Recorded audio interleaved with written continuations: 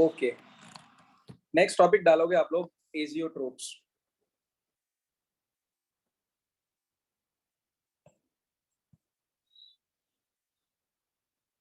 Azeotropes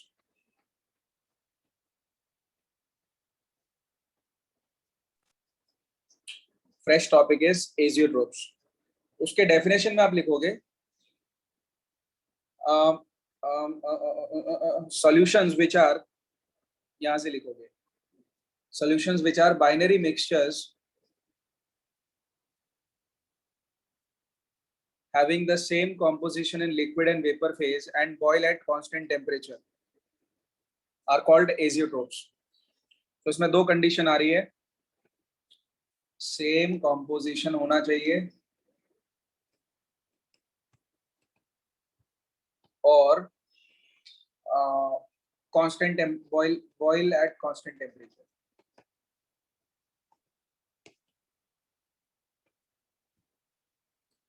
boil at constant example है कुछ तो मजा आ जाए।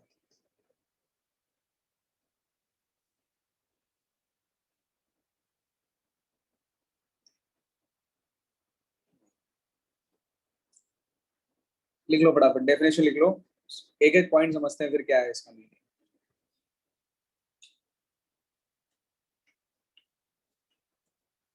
कौन रह गया?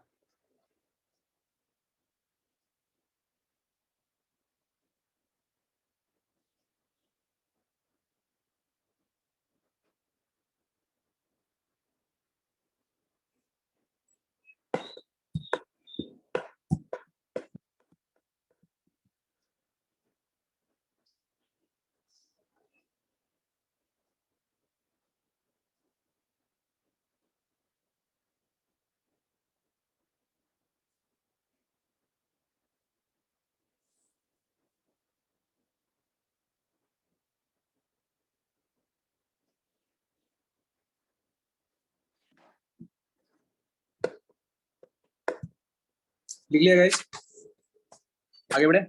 देखो एजियोट्रोप्स जो होते हैं ना, ये दो लिक्विड्स के सॉल्यूशन होते हैं, मिक्सचर होता है, वो एक सॉल्यूशन होगा बेसिकली, और ये वही शो करते हैं जो नॉन आइडियल सोल्यूशन होता है। आइडियल सोल्यूशन शो नहीं करेंगे ये चीज। So azeotropes is a concept which is valid only for non ideal solution, it is not valid for ideal solution, पहली चीज। दूसरे ये दो टाइप के होते हैं, एक होता है जो पॉजिटिव डेविएशन वाले शो करते हैं वो, और दूसरा होता है जो नेगेटिव डेविएशन वाले शो करते हैं, क्योंकि नॉन आइडियल सोल्यूशन भी वही होते हैं दो टाइप के। सो एजियोट्रोप्स भी अपने को दो टाइप के मिलने वाले हैं, एक का नाम होगा मिनिमम बॉइलिंग और दूसरे का नाम होगा मैक्सिमम बॉइलिंग। अब समझते हैं कि ये जो एजियोट्रोप्स है वो होता क्या है। सो लेट्स से आपने क्या किया, आपने दो लिक्विड ले लिए, एक लिक्विड लिया ए, एक लिक्विड ले लिया बी लिक्विड, दोनों को आपने मिला दिया। मिलाने के बाद आपको एक सॉल्यूशन मिल गया ए बी वाला, एक सॉल्यूशन मिला जिसमें अपने पास ए बी के मॉलिक्यूल्स हैं, ठीक है। मान लो इसका बॉइलिंग पॉइंट कुछ है, लेट्स से 300 केल्विन, इसका बॉइलिंग पॉइंट है लेट्स से 350 केल्विन।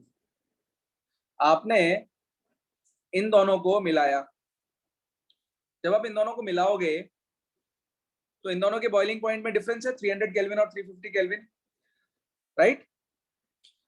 आप इनको हीट करना शुरू करो, यू स्टार्ट हीटिंग देम और you start distilling them, fractional distillation आप करना शुरू करो इन लोगों का। फ्रैक्शनल डिस्टिलेशन आई होप सबको पता है।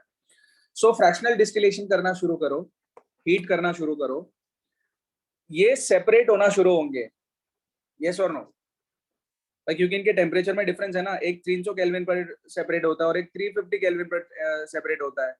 तो जो कम टेम्परेचर पर सेपरेट होता है वो जल्दी सेपरेट हो जाएगा, जो जल्दी बॉयल हो जाएगा। 300 केल्विन टेम्परेचर आया, मान लो आपने टेम्परेचर बढ़ाना शुरू किया, 300 केल्विन हो गया, ये वाला ए मॉलिक्यूल निकल गया, भाप बन के उड़ गया, बचा क्या 350 केल्विन वाला, क्योंकि अभी आपने 300 केल्विन दिया हुआ है, 350 केल्विन टेम्परेचर नहीं दिया हुआ।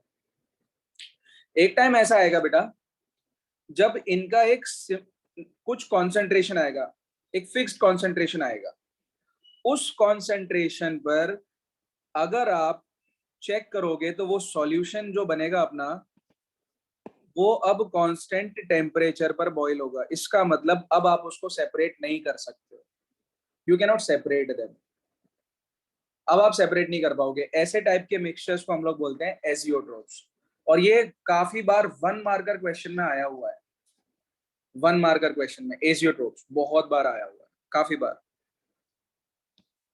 सो दो कंडीशन है अपने पास, दोनों कंडीशन को सेटिस्फाई करना चाहिए ये कि उनकी जो कॉम्पोजिशन है, चाहे वो लिक्विड फेज की बात करें, भाई मान लो आपने दो लिक्विड को बनाया, दो लिक्विड मिला दिए, ए बी का ये लिक्विड बन गया, इसके अंदर मान लो 3 मॉलिक्यूल्स ए के, 2 मॉलिक्यूल बी के साथ मिक्स होते हैं, फिर जब आप इसको हीट करोगे ना, हीट बनने के बाद ये वेपर फेज में आ जाएगा। वेपर फेज में भी इसके 3 मॉलिक्यूल ए के, बी के 1 मॉलिक्यूल के साथ में इंटरेक्ट कर रहे होंगे। दैट मींस इनका जो कॉम्पोजिशन लिक्विड फेज में है वही कॉम्पोजिशन वेपर फेज में भी है। लिक्विड फेज का कॉम्पोजिशन और वेपर फेज का कॉम्पोजिशन सेम है। This is the meaning of this line. देखो यहाँ पे लिखा हुआ ना, विच आर बाइनरी, बाइनरी मतलब दो। So mixtures having same composition in liquid and vapour phase. Liquid phase में भी जो कॉम्पोजिशन है उतना ही कॉम्पोजिशन वेपर फेज में भी है। और वो कब बॉइल करेंगे? They will boil at a constant temperature. समझ में आया? फिर आप एक नीचे लाइन लिखोगे, it is not possible to separate the components by fractional distillation. Write down this line. It is not possible to separate the components by fractional distillation.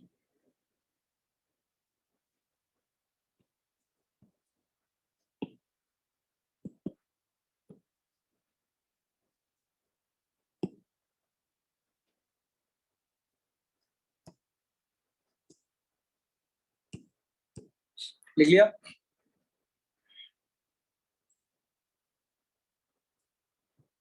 Yes.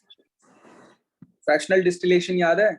बताऊं क्या यस होता था? सर, धीरे धीरे करके टेम्परेचर बढ़ाना, और जब जो सॉल्यूशन है उसमें से जो भी कंपोनेंट का जब बॉइलिंग पॉइंट आए तब वो अलग हो जाता है। Very good, very good. So मान लो आपके पास में ए, बी और सी 3 टाइप के कंपोनेंट्स हैं, आपने एक सॉल्यूशन बना दिया। ए बॉयल होता है 200 केल्विन पर, बी बॉयल होता है लेट्स से 300 केल्विन पर, और सी बॉयल होगा जब उसको टेम्परेचर मिलेगा 400 केल्विन। आपने यहाँ से हीट देना शुरू किया इसको। जब आप हीट देना शुरू करोगे, पहले 100 केल्विन टेम्परेचर आया तो इसमें से कोई बॉयल नहीं हुआ। फिर 150 केल्विन टेम्परेचर आया तो कोई बॉयल नहीं हुआ। जैसे ही 200 केल्विन टेम्परेचर आएगा तो ए वाले मॉलिक्यूल्स बॉयल होना शुरू हो जाएंगे, बट बी और सी मॉलिक्यूल बॉयल नहीं हो सकते क्योंकि उनका टेम्परेचर 300 केल्विन और 400 केल्विन होना चाहिए, तब जाके वो बॉयल होंगे। तो जिसका टेम्परेचर पहले आ गया वो बॉयल हो गया और वो भाप बन के उड़ गया।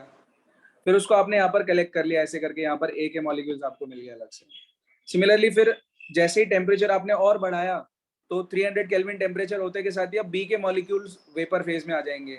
सी के अभी नहीं आ सकते क्योंकि सी का टेम्परेचर अचीव नहीं हुआ।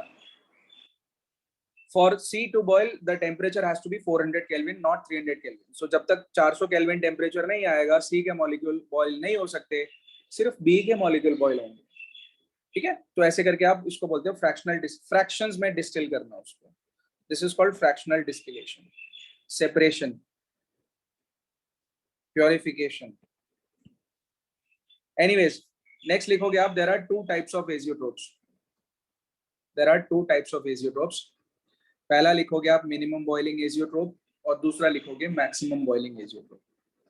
पॉइंट बना के लिखना, A is minimum boiling azeotrope, B वाला आएगा maximum boiling azeotrope.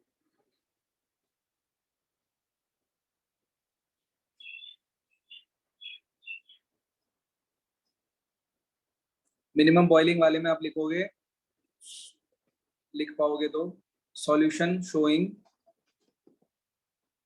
Positive deviation, उनको मिनिमम बॉइलिंग बोलेंगे। और मैक्सिमम बॉइलिंग कब आएगा? जब अपने पास सॉल्यूशन शोइंग नेगेटिव डेविएशन आएगा।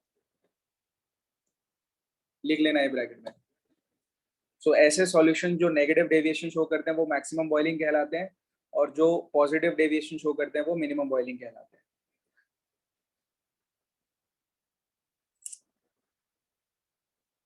किसके मम्मी पापा आसपास में बैठे हुए है? कोई? कैसे? कह रहा हूँ किसके मम्मी पापा आसपास में बैठे हुए हैं? Alright, minimum boiling azeotrops and maximum boiling azeotrops. Now let us understand कि minimum boiling और maximum boiling क्यों हो रहा है और कैसे हो रहा है, क्यों इनका नाम minimum boiling रखा गया, क्यों इनका नाम maximum boiling रखा गया। आज मैं आपको अपनी आवाज में समझाता हूँ।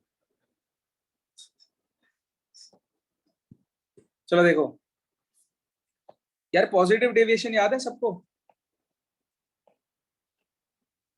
पॉजिटिव डेविएशन में क्या होता था, ए बी टाइप के जो इंटरेक्शन थे वो वीक थे as compare to A type या बी बी टाइप, यस और नो? अभी पॉजिटिव डेविएशन हो रहा था जब ए बी का बॉन्ड वीक था एज कंपेयर टू इसके, यानी कि ये स्ट्रॉन्ग था, है ना यार? अगर बॉन्ड स्ट्रॉन्ग है, आप मुझे बताना, अगर बॉन्ड स्ट्रॉन्ग है, क्या आपको नहीं लगता उसको बॉईल करने के लिए टेम्परेचर ज्यादा चाहिए होगा? यस। और अगर बॉन्ड वीक है तो उसको बॉईल करने के लिए टेम्परेचर क्या चाहिए? कम चाहिए। कम चाहिए। सो पहले अगर आपके पास सिर्फ ए और बी था, आपको ज्यादा टेम्परेचर चाहिए था उसको बॉईल करने के लिए। अब क्योंकि वो एजियोट्रोप बन चुका है और वो पॉजिटिव डेविएशन वाला है, तो अब आपको लेट्स से 400 या 300 केल्विन टेम्परेचर नहीं चाहिए बॉईल करने के लिए। Now the solution can be boiled at let's say 250 kelvin. सो इसका मतलब क्या हुआ, ये जो अपने पास सॉल्यूशन है वो कम टेम्परेचर पर भी बॉईल हो सकता है, यानी कि मिनिमम टेम्परेचर पर भी इसका बॉइलिंग पॉइंट आ जाएगा। And that is why it is called a what, minimum boiling azeotrope. समझ में आई बात? Yes yes. Very nice. और सेम इसका वाइस वर्सा हम लोग नेगेटिव डेविएशन में लगा सकते हैं कि अगर नेगेटिव डेविएशन होगा तो ये जो बॉन्ड्स हैं ए वाले, नेगेटिव डेविएशन में क्या होगा, ए बी वाले बॉन्ड स्ट्रॉन्ग होंगे एज कंपेयर टू ए। तो ये टेम्परेचर अब अपना बढ़ जाएगा क्योंकि इसमें ज्यादा स्ट्रॉन्ग बॉन्ड्स हैं, टेम्परेचर बढ़ गया तो ये मैक्सिमम बॉइलिंग कहलाएगा। This is called maximum boiling azeotropes B. This is called maximum boiling azeotropes. I hope ये चीज हम लोगों को क्लियर हुई है। अब इसमें लिखो फटाफट example.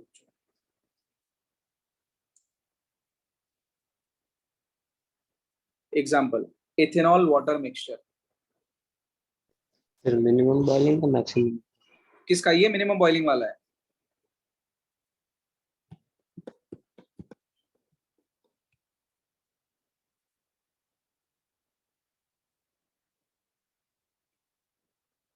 Ethanol water mixture example लिख लो, इथेनॉल वाटर मिक्सचर, और फिर इसके लिए ये लिखोगे, लाइन लिखोगे, on fractional distillation gives a solution containing approximately 95% by volume of ethanol. और आप देखो अगर पढ़ पाते हो उसमें तो आपको एक चीज दिखेगी, ये एक बार ये कॉम्पोजिशन आ गया, once this composition is achieved the liquid and vapour phase have the same composition and no further separation occurs. ये लाइन स्टार में लगाना, नीचे एक लाइन बना के स्टार में लगाना, once this composition is achieved, once this composition is achieved, एक बार ये कॉम्पोजिशन अचीव हो गया, then the liquid and vapour have the same composition and no further separation occurs.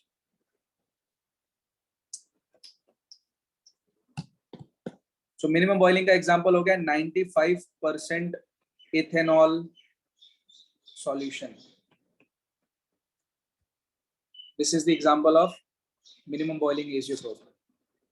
और मैक्सिमम बॉइलिंग एजियोट्रोप का एग्जांपल नीचे की तरफ मिलेगा, नाइट्रिक एसिड का 68% solution, 68% HNO3 is called maximum boiling azeotrope. नीचे एग्जांपल दिया हुआ है आपको।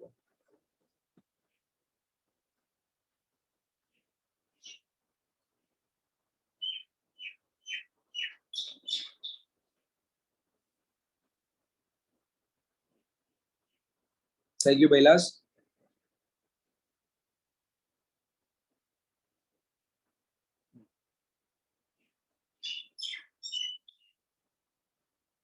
चलो अब आए हम लोग अपने सुपर डुपर पड़ाव पे, which is called colligative property. ये मैं लिखवाऊंगा आपको।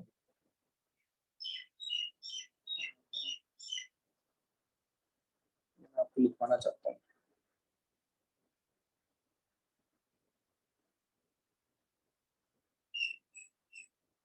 Just hold on.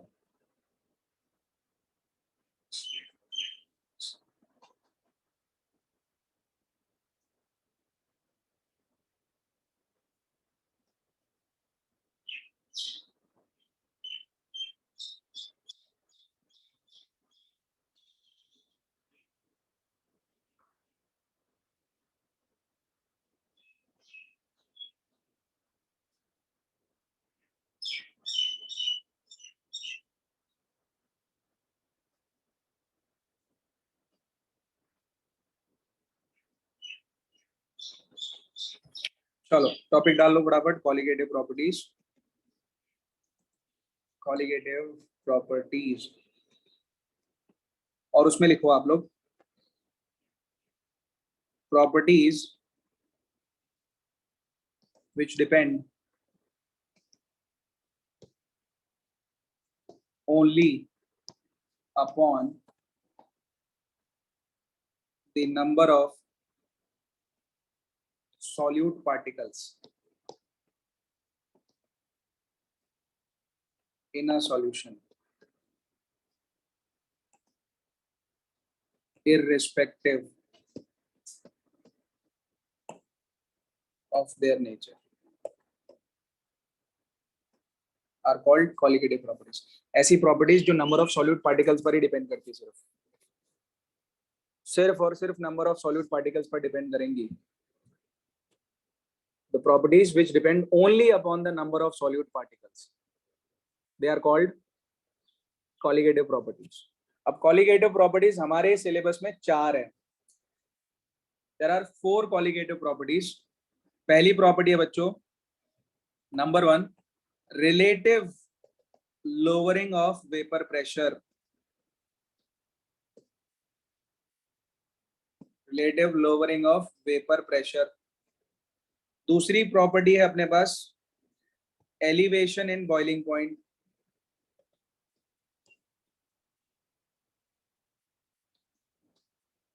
Elevation in boiling point.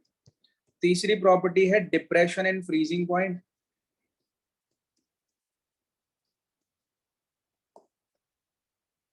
और जो लास्ट प्रॉपर्टी है वो है osmotic pressure. So we will write osmosis and osmotic pressure. ये अपनी प्रॉपर्टीज है लास्ट.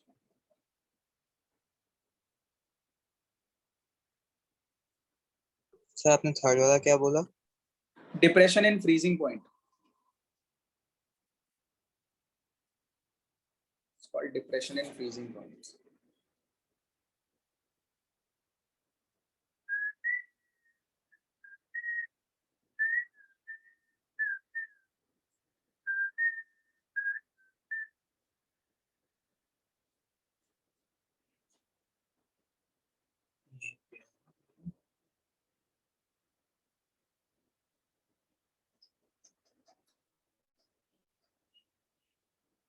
लिख लिए चारों प्रॉपर्टीज.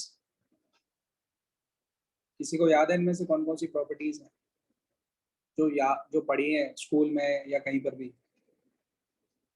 सर 11th में पढ़ा था इनमें से ये बॉइलिंग पॉइंट वाला तो. अच्छा बॉइलिंग पॉइंट. मैं कहा यार ये कॉलिगेटिव प्रॉपर्टीज पढ़ ली तूने अभी, तो नहीं घबरा नहीं गया. आई गॉट स्कैर्ड बड़ी. ऑस्मोसिस वाला किया. ऑस्मोसिस वाला किया हुआ. ओके चलो मैं थोड़ा हवा में बैठ जाता हूँ. ठीक है, ऑस्मोसिस एंड ऑस्मोटिक. ऑस्मोसिस वाला किया होगा तुम लोगों ने, ऑस्मोसिस पता चल रहा होगा. ठीक है, एनीवेज चलो तो एक शुरुआत करते हैं relative lowering in vapour pressure से. पहले उसका कंसेप्ट समझते हैं, फिर उसका थोड़ा एक न्यूमेरिकल होगा वो कर लेंगे, और आज की क्लास यहीं पर खत्म करेंगे. फिर कल कोशिश करेंगे हम लोग. कल केमिस्ट्री पढ़ना है कि फिजिक्स पढ़ना है यार, पहले मुझे ये बताओ. केमिस्ट्री. केमिस्ट्री खत्म कर देते हैं. खत्म कर देते हैं इस चैप्टर को, है ना? Yes sir. चलो तो पहली प्रॉपर्टी पे आ जाओ दोस्तों. अब लंबी चलेगी कहानी. Relative lowering in vapour pressure. Harshil को तो कोई फर्क ही नहीं पड़ता, वो तो सो रहा है.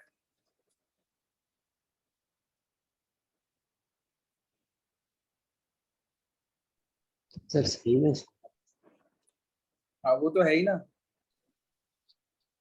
झगड़ा हो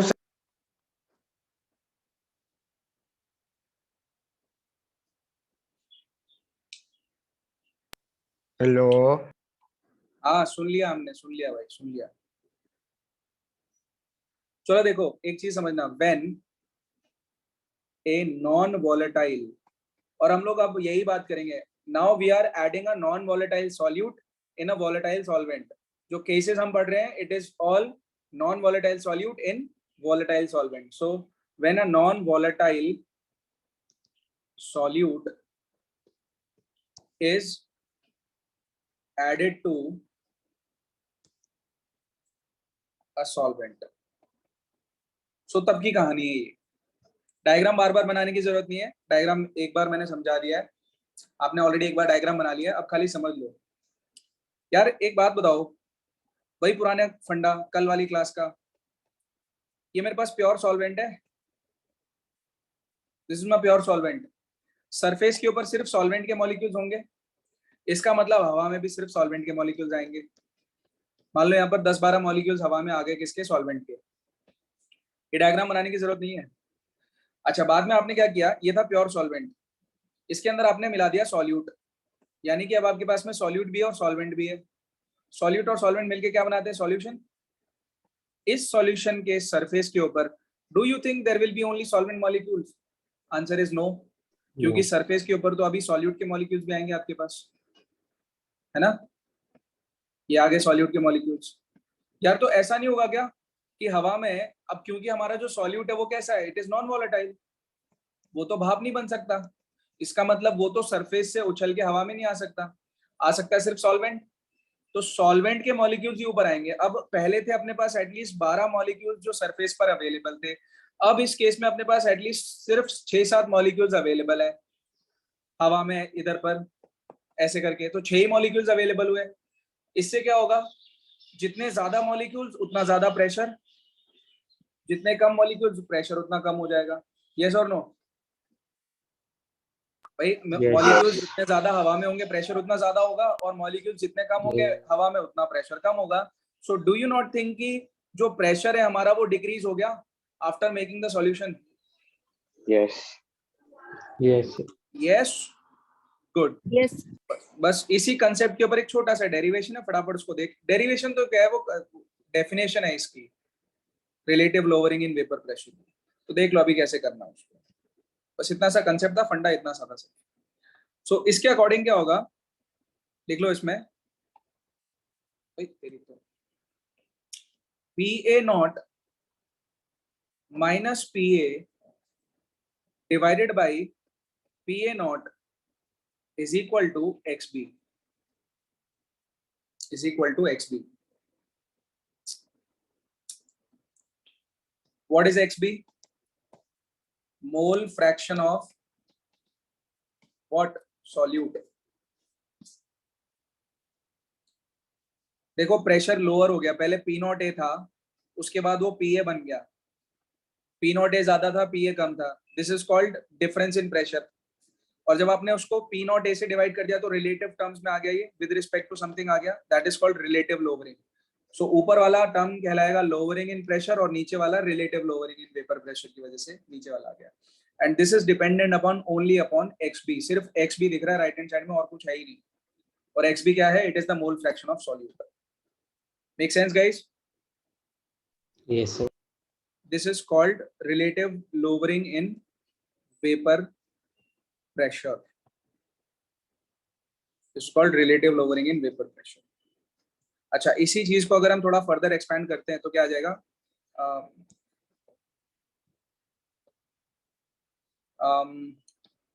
PA not minus PA divided by PA naught is equal to, can I write XB as NB divided by NA plus NB? लिख सकते क्या ऐसा? Yes. है? ये होगा. Now if let's say अगर हम ये कंडीशन लेते हैं, number of moles of B यानी कि सॉल्यूट बहुत कम है as compare to number of moles of solvent. Solvent ज्यादा है, सॉल्यूट कम है. सॉल्वेंट ज्यादा है और सॉल्यूट कम है. Therefore we can neglect NB from this point. जो आपको इक्वेशन दिख रही है ना, मैं ब्लैक से डार्कन कर देता हूँ, ये वाले NB को हम इग्नोर कर सकते हैं, इसको इग्नोर कर सकते हैं. भाई इसको पहले तो इस इक्वेशन को आप लोग बॉक्स में डालोगे और बोलोगे जनरल इक्वेशन है. This is the general equation, star लगा लो. ये हर जगह पर वैलिड होगी इक्वेशन.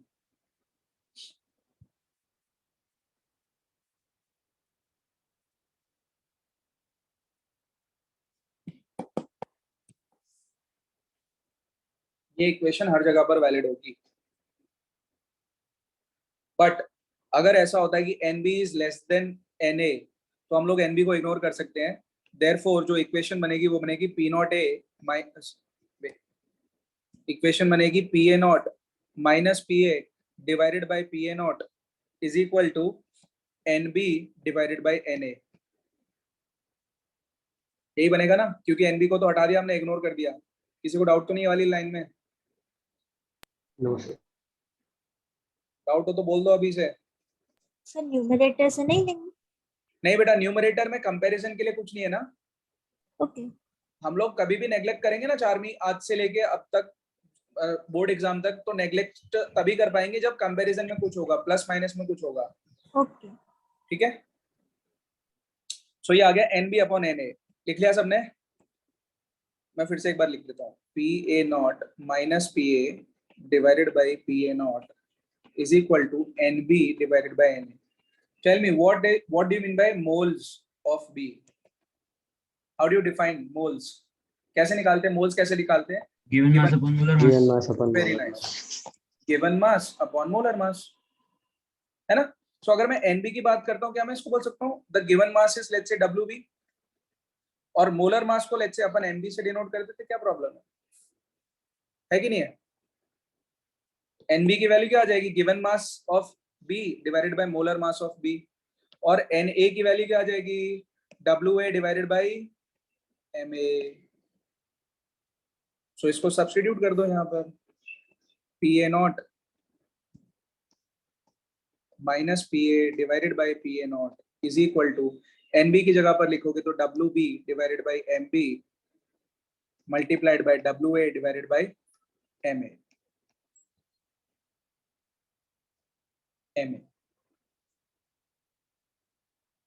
और लास्ट में आपका जो क्वेश्चन आएगा ना वो ये है, इसको वो कर लेना, बॉक्स में डाल देना इसको। लास्ट में जो आपको क्वेश्चन आएगा वो हमेशा ये आएगा, find out the molar mass of the solute. Solute की क्वांटिटी निकालनी है या कॉन्सेंट्रेशन निकालना है आपको, MB निकालने के लिए पूछेगा। सो MB यहाँ से क्या बन जाएगा? MB की तरह, हाँ ये रहा, WB into MA, WB into MA divided by WA multiplied by PA not होना चाहिए ना, divided by PA0 minus PA। ये हो गया, खत्म, फिनिश।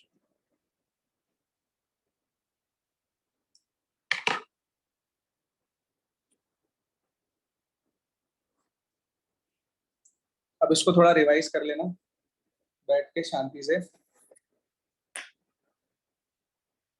आज के लिए इतना ही ज्ञान बहुत है। ठीक है, कल मिलते हैं। कल कितने बजे?